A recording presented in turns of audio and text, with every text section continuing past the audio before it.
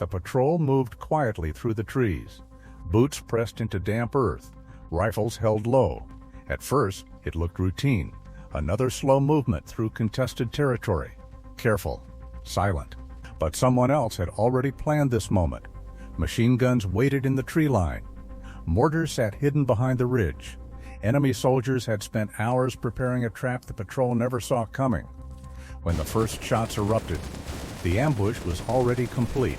Bullets tore through the column from both sides. Grenades followed seconds later. Men dove for cover that barely existed. Orders were shouted, then swallowed by gunfire. Within minutes, the patrol was trapped inside a perfect killing zone. There was no safe direction, no open escape route. Every path out had been sealed before they even arrived. The ambush worked exactly as intended. Almost no one survived, except one soldier. And the reason he walked out alive still raises questions today. This was not a random firefight. It was a textbook ambush. German and Japanese forces both mastered this tactic during the war. The idea was simple. Let the enemy walk straight into a kill zone, then seal every exit at once.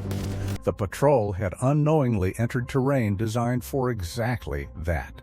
Dense trees blocked long sightlines. A narrow trail forced the men into a tight column. High ground overlooked the entire path. Perfect conditions for an ambush. Machine guns were already sighted in before the patrol even appeared. Mortar crews waited behind the ridge. Riflemen were hidden on both flanks.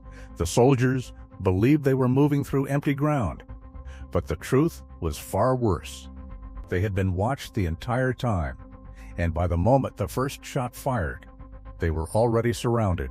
The first burst of gunfire shattered the silence without warning. A machine gun opened from the ridge, another answered from the trees. Within seconds, the patrol was trapped in a storm of bullets.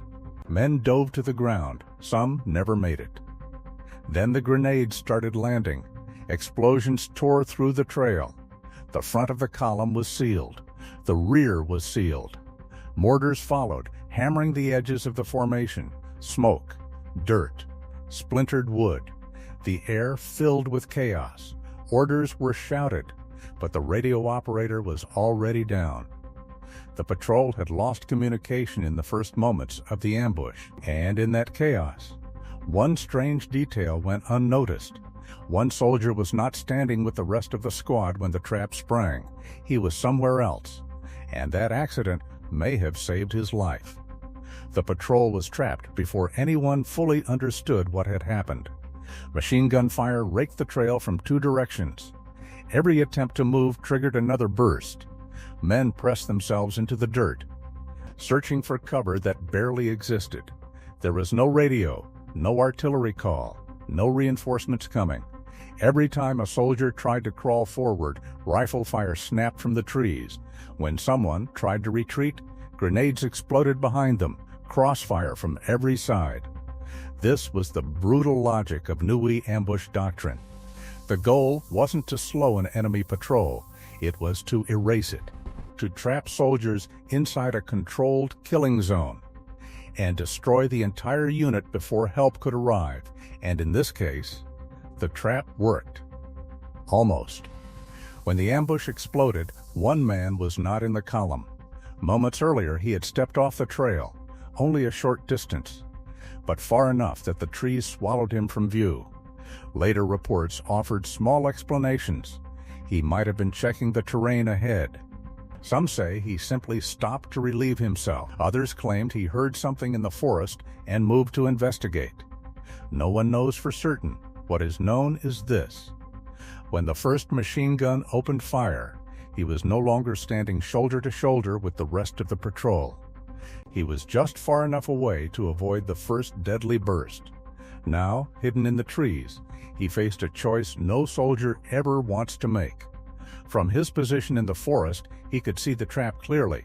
Machine guns covering the trail, grenades cutting off escape. Every movement from the patrol answered by another burst of fire.